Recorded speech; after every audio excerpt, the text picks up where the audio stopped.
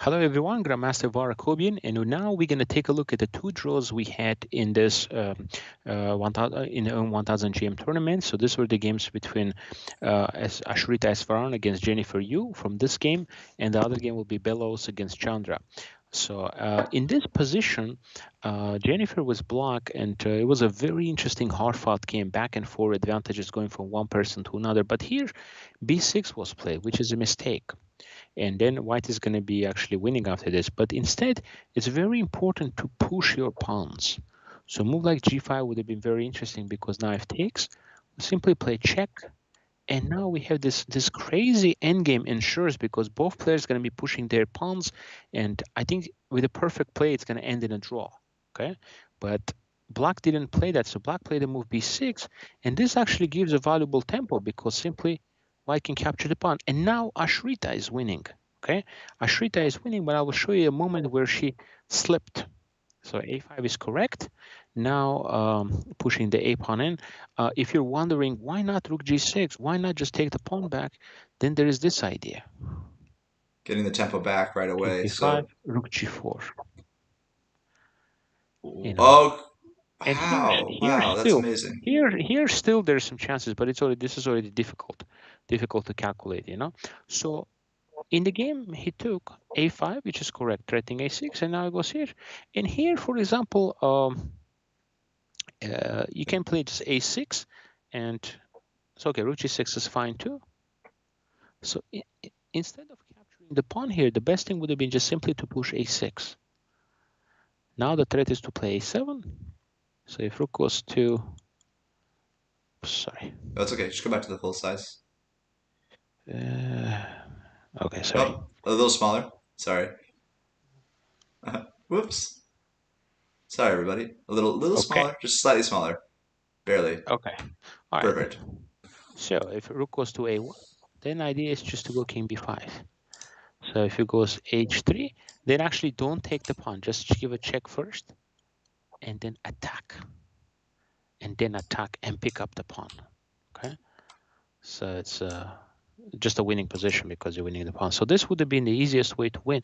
But instead of just pushing the pawn, she took. And that slips the advantage a little bit away. And now it's still winning. And now rook c7. This was a strange decision. This actually gives the game away. So the idea here should have been rook h7, h2, and here you make a waiting move. No, you make a waiting move, Jonathan. Rook a6, you make a waiting move in this position. You pass the turn to the opponent. So now a rook cannot move because the pawn is hanging. The king is, so he has to make an awkward move. He goes here. Now you cut again. One more time. Okay? Wow. I love the restraint. Now he goes here, and now the rest is just easy. You can just push. Rook b1. The king is so misplaced here that this is just going to be a win for you. King c5. You cannot play rook a3. There's rook h3. And yeah, if there is a check, just simply you can even just go here, king b4. And now you can't. And then yeah, now you're the king uncheckable. is just terribly placed, and the a pawn is just gonna simply decide. And then you put rook. The rook just lives on a2, then wins from there. Rook was behind the pass pawn. Yeah. So yeah, this was pity, and Ashrita played the rook c7, and this is just a blunder. And now you cannot play a6, rook a2. So this is just draw. This is just a drawn game. I mean, they played on a little bit, but there's no chances here. So this is just from fatigue, right? Because these players know this stuff. Tired. Yeah, and so at what point? How much time had they been playing by the time this mistake happened? They're already playing on 32nd, basically. So they're already on the last seconds, and exactly. These are like the hardest moves to find in endgame. Absolutely. And so like we have to give like grace to these players that are finding absolutely. Making these mistakes. It's very hard. Yeah, absolutely. All right, and so yeah, the game ended up being a very hard fought draw in this position, where this is theoretical position. Your king is just stuck in a corner. You cannot get out, so you cannot win. Yeah. So it was a draw. And the next game I was going to cover is the game Belos against Akshat Chandra. These are just the two grandmasters who faced off. And this one we can take a look at the opening. So it was English opening, and Akshat Chandra was taking a lot of time. Looks like Vladimir Belos was a little bit more familiar with the opening. So played 93, and they got into this in game, which it looked like white is pressing a little bit. Like you can see white just won a pawn, but the activity black has is both bishops just are amazing. overpowering. You know, like takes. Yeah, then he Queen lost his takes. only active It's piece in the just middle. now the Yeah. queen is under attack, and you go and then bishop h3 comes. It's just overpowering. You know, this and look at this, and suddenly look at that. Wow. And black is taking over the game. That's So incredible. it's fascinating. It's fascinating, yes. So So that's just from just good activity, good development, and like the pieces like unnatural squares that are just yeah, synergistic. Yeah. absolutely, yeah.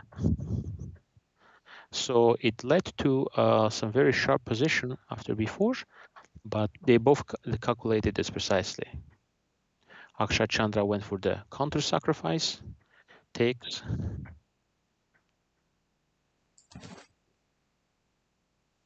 And now basically the bishop is trapped. You cannot go anywhere here, here. All this is going to be taken, so you have to take here and here. Yeah, the white pawns look a little bit nicer, but there is not much really you can do here. Yeah. So it ended up being a opposite color. It's a match bishop, so yeah, it's rook, just gonna rook endgame. yeah rook Yeah, endgame it just match draw. became a Yeah, rook endgame, and no pass pawns, so yeah. it's just gonna trade off. Yeah.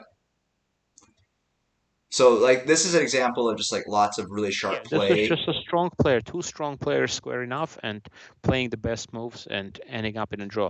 A lot of times when GMs play each other, just they play some really good quality moves. It's just the game ends in a draw. So, Yeah. like here was that example. Okay. Can I ask one question before we break away? Absolutely. Absolutely. For like I don't know if you could call them prepared draws or like match draws where you come in you want to do a Berlin or a bomb cloud with your buddy or something like that. What's the mentality when you kind of say like I don't really need to win here or I don't want to win here when you're playing the white pieces? Like why would you go in strategically for a match wanting a draw with white? Well, most of these people are professional players. They're prepared, so you're not going to see too many crazy blank clouds on other Oh yeah, yeah. openings. You know, That would only these be like people if are here both playing for players were on the norms. same Yeah, page. Yeah. they're playing for norms, so they're very well prepared. They use chess base. They use computers to prepare, so they come to the game prepared. They knew the pairings 2 weeks in advance before, so they're doing their very best to get an advantage out of the opening, using the computers, the engines to come up with new ideas and novelties. So there's never a So time when you have the white pieces or during a normal event where like basically like setting yourself up for a draw for white would be something you'd want to do as a norm seeker well, if ever. you only at the last round, if you see you make a draw, Okay. you get your norm. You get Yeah. your norm, then you But can at make the a draw. beginning, Otherwise, you cannot yeah. take a draw with uncertainty. So much uncertainty in stake, you can't take a draw because maybe at the last game you're gonna need that extra point.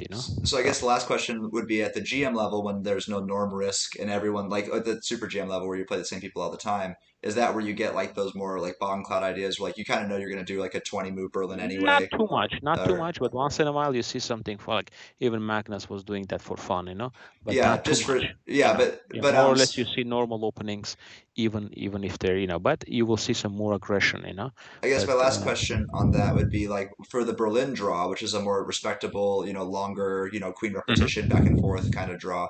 yeah. Do players go in playing the white side of the Roy Lopez, knowing that they're going to play the black side of the Berlin, knowing that's going to be a draw, kind of on the onset without, and they kind of go into that willingly, or No, it's not necessarily a draw, but most games end in a draw because it's just extremely solid opening. yeah, But exactly. but And there's I'm no talking at like the guarantee, top no level. guarantee, Yeah. no guarantee you play Berlin, you're gonna make a draw today. You could still Yeah. lose. Oh yeah, for sure. So like Yeah, at the top level, there's no guarantee you're gonna fall into some emergency break that you can just get out for free. There's no get out of jail free cards at the top absolutely, level. Yeah.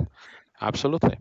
I Oh, agree. great. That answers my Okay, questions. that concludes the round one, guys, for all the games we cover for the round one of the GM section of St. Louis tournament. So now we're gonna also do look for the games from the IM section as well. Okay. Great. Thank All you. right. We'll see.